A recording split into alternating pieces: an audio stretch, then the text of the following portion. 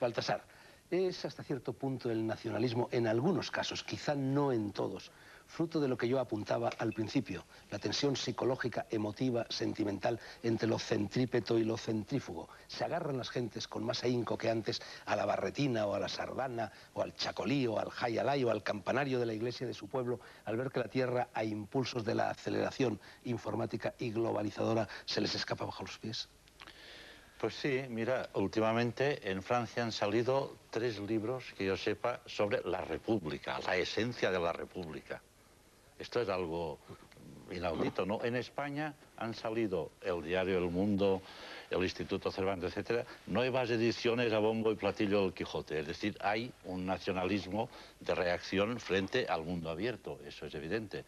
Esto está en España, en Cataluña, en Galicia algo, en Francia, en todas partes, ¿no? Por tanto, hay esto. Ahora bien, aquí, por lo que me ha parecido entender, tú solo hablas de nacionalismo catalán y vasco.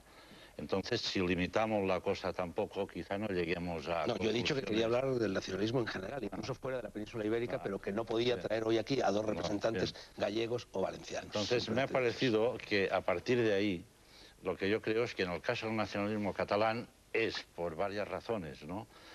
Una razón es, evidentemente, el aferrarse a algo frente a la mundialización. Esto me parece un caso claro.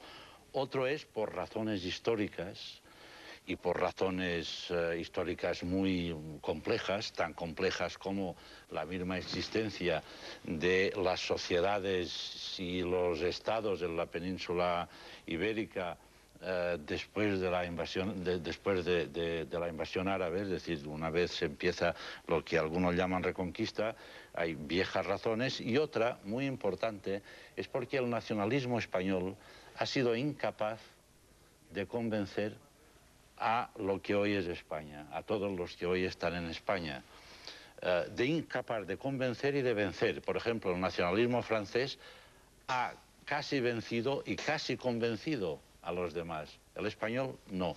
Entonces, claro, esto ha dado pie a otras opciones. Por otra parte, en mi caso particular, tú me has definido como nacionalista y yo realmente no lo soy, pero yo no lo soy de verdad. Es decir, yo no soy nacionalista catalán ni soy nacionalista español, es decir, que es un tema que no forma parte de mis intereses, ¿no? Pero eres catalanista.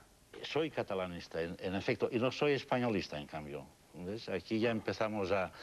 En cambio, para mí la historia de España me interesa muchísimo, España como tal, desde Fernando el Católico a Felipe II, pasando por Carlos V. Es decir, he ahí algo que yo admiro profundamente. Son 100 años que encuentro formidables.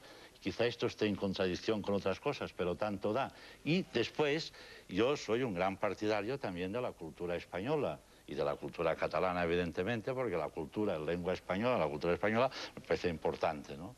Quería aclarar todo eso, porque el tema anda así, a trompicones, ¿no? Ya sabes lo que le preguntaron a Mao, ¿cómo se hace una revolución? Y él decía, pues del mismo modo que funcionan las serpientes arrastrándose y haciendo eses, ¿no? Bueno, aclarado queda, Baltasar. Baltasar Porcel Alejo ha dicho historia de España. ¿Tiene que ver esta querella de los nacionalismos con la antigua y muy ibérica querella llamada de los castizos y los ilustrados? El casticismo correspondería, grosso modo, al nacionalismo y la ilustración al centralismo, lo que no deja de ser curioso, Alejo, si consideramos que también, a grosso modo, la ilustración era más de izquierdas y el casticismo más de derechas, siendo ahora, por lo general, no en todos los casos, el nacionalismo más de izquierdas que de derechas. Las cabezas trocadas, el mundo al revés, la ceremonia de la confusión. Guíanos un poco por ella. Con mucho gusto. Cojo la brújula y digo, seguidme. Una cuestión incidental antes de entrar. Sí, con precaución, que es terreno minado. Perdón, Alejo. Sí, el nacionalismo siempre es terreno minado. Cierto nacionalismo, del que supongo hablaremos, ¿no? Pero antes de entrar en tu pregunta, para que veamos todos que las ciencias sociales son imprecisas, si te hubieras dirigido el primero a José Chu, no hubieras tenido las 35 negativas. O sea que es el azar el que te ha hecho llegar a esta conclusión, ¿no? Pero en cualquier caso, es verdad que el nacionalismo es un fenómeno muy moderno. Es decir, el nacionalismo tal como lo conocemos es un fenómeno que empieza a tener consistencia en el panorama europeo a finales del siglo XIX. O sea, antes no existe como tal. La gente no sabía lo que era el nacionalismo. Si le hubiéramos preguntado a Diderot qué era el nacionalismo, pues no lo hubiera sabido, ¿no? Entonces, el nacionalismo de identidad étnico, lingüístico, religioso, ese es un factor regresivo en la medida que siempre contiene la semilla del conflicto en sociedades plurales. Mientras que la Ilustración tiende a crear amplios espacios donde se comparte la información, la curiosidad, la ayuda y el afecto mutuo, se garantizan derechos y libertades. Es decir, hay un nacionalismo étnico, lingüístico, religioso, que es primitivo, regresivo, esa sería la parte castiza. Y después hay un nacionalismo ilustrado, cívico, racional, inteligente, que es el que quiere no identidades de tipo étnico y lingüístico, porque las engloba todas armoniosamente y afectuosamente, sino que lo que quiere son leyes justas iguales para todos, que la gente se quiera y se ayude entre ellos, que haya espacios civiles de debate público abierto, donde cada uno tiene su religión, su lengua, su tradición, pero todas ellas conviven en paz. Entonces, en ese sentido, efectivamente tienes toda la razón. El nacionalismo étnico sería regresivo, sería arcaico, sería un factor que nos lleva hacia lo primitivo en sentido decivilizador. Y en cambio, ese concepto de nación ilustrada, racional, que engloba su pluralidad cultural interna, ese sería ilustrado y sería el progresivo, ¿no? Bueno, el tema está servido sobre la mesa, el plato está sobre la mesa, yo creo que le podéis ya hincar el diente. John, no, tú hablas de... No, ibas a decir tú algo, Baltasar. No, iba a decir algo que es que yo, por ejemplo, a mí, y soy en esto absolutamente franco, es decir, yo hay cosas del nacionalismo catalán que no comparto porque me parecen contraproducentes, me parecen... Pero a mí el nacionalismo, lo único que yo he sufrido, pero de un modo arrollador, es el español, que me parece...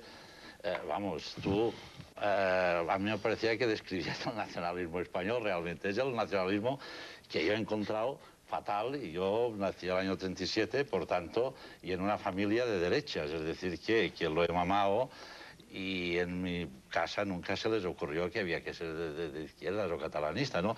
Y el nacionalismo español ha sido, para mí, y actualmente, en ese momento, en lo que es el debate político español, yo no veo que el PP, empezando por su presidente y el presidente del gobierno, bueno, no sé qué es el señor Aznar, si es presidente o secretario general del partido, esto no lo sé. Presidente. Presidente, bueno, pues sí, el presidente doble. Y en el caso del PSOE, el candidato número uno, que es, o de momento, que es el señor Borrell, pues en ambos casos, el único mensaje político que yo veo que emiten, político, aparte de hacer la guerra en algún sitio, que esto están de acuerdo, el mensaje que emiten es el del nacionalismo español, antinacionalismos periféricos, ¿no? Pues sí que lo has entendido mal, ¿no? Pues hijo, aquí estamos para entender, es decir, yo quizá entiendo lo que quiero entender, ¿no? O quizá ellos no tienen ningún otro mensaje político, es decir, sobre España. Desde hace años yo solo oigo hablar en esos términos nacionalistas españoles, ¿no? No, pero tú tienes razón, que escuchas o que quieres oír. Sí. Vamos a ver, lo que se defiende desde los grandes partidos nacionales es la Constitución del 78, un gran pacto civil, civilizatorio, que concede la categoría, otorga la categoría de lengua oficial y cooficial al catalán, al vasco y al gallego, sí, que les da amplísimos márgenes de autogobierno a comunidades, sí, que tienen esa vocación histórica, que intenta armonizar toda esa pluralidad en un proyecto común en el que todo el mundo reme pues hacia cosas que hagan ilusión a todos. Es decir, me parece una cosa nobilísima. En efecto, defienden eso. Eso es lo que defienden, ¿no? Como el señor Pujol apoya eso en el Parlamento español, exactamente igual. Y hace muy bien en la Y hace muy bien, claro, y todo lo hace muy bien. Pero yo digo que el discurso político que yo veo en Borrell y Aznar, el único que yo veo cuando hablan, es un discurso antinacionalismo catalán y antinacionalismo vasco, y de eso deducen la existencia de España. No hay un programa, unas ideas atractivas, creciendo, no sé, yo no lo veo, yo no lo percibo. Yo no soy contra eso. Un recorte de prensa, Baltasar, en el que dice: Borrell afirma que la España del siglo XXI será posnacionalista, que yo no sé muy bien lo que es, pero en fin. Posnacionalista, quiero decir, pero oye, posmoderno, poscomunista, siempre quiere decir que se habrán superado el nacionalismo catalán y vasco. Este es el, No, yo creo, este yo es creo el que tema. no, Y eso en Cataluña es que es absolutamente difícil. Hemos de saber de Creo qué que no, nacionalismo perdona un hablamos, momento, Baltasar. Baltasar. Es decir, posnacionalismo tiene un sentido bastante claro, por lo menos en estos últimos años ha sido así. El posnacionalismo supone una cierta relativización de las lealtades de pertenencia, digamos, a grupos o a comunidades, ¿no? Y esto ya se está produciendo, de hecho, yo creo que incluso en el País Vasco. A comunidades étnicas, ¿sí? Ojo. No, No a comunidades comunidades étnicas, sí, comunidades étnicas. Bueno, pero fíjate, étnicas, por ejemplo, que un comportamiento electoral donde el voto adscriptivo se supera según el carácter de las elecciones que se planteen. Por ejemplo, en el mismo caso del País Vasco, donde el voto oscila, digamos, a una pequeña minoría nacionalista, en el caso de las elecciones autonómicas, y una pequeña, también pequeñísima, mayoría no nacionalista, en el caso de las elecciones legislativas, esa situación puede ser definida como una situación postnacionalista. Hay una cierta relativización de las lealtades. Y el postnacionalismo tiene ese sentido. En realidad, es decir, uno vota en los distintos ámbitos electorales según las ofertas que hacen los partidos y no según unas lealtades prístinas, digamos, a unas señas de Una identidad. relativización de las lealtades étnicas, lingüísticas, religiosas, esa es una relativización en el sentido de racionalizar la vida pública. Exacto. Porque, vamos a ver, estos días hemos vivido este fenómeno de los hooligans británicos devastadores en Ámsterdam, por ejemplo, ¿no? Bien, la raíz profunda, el mecanismo profundo, íntimo, del hooligan británico que arrasa un barrio de Ámsterdam es el mismo, en sentido antropológico, psicológico profundo, que el que mueve a un muchacho de Harray cuando quema cabinas telefónicas, que es la adscripción irracional a un determinado elemento, digamos, mítico, mágico, que le hace pues, los colores de su club de fútbol o la Baskonia, el Euskadi eterna. Entonces, eso es lo que hay que relativizar, tienes toda la razón. Y relativizando esto, viviremos todos mucho más felices, cada uno hablando lo que quiera. O sea, estoy totalmente de acuerdo. Pero yo estoy de acuerdo con esto absolutamente. Pero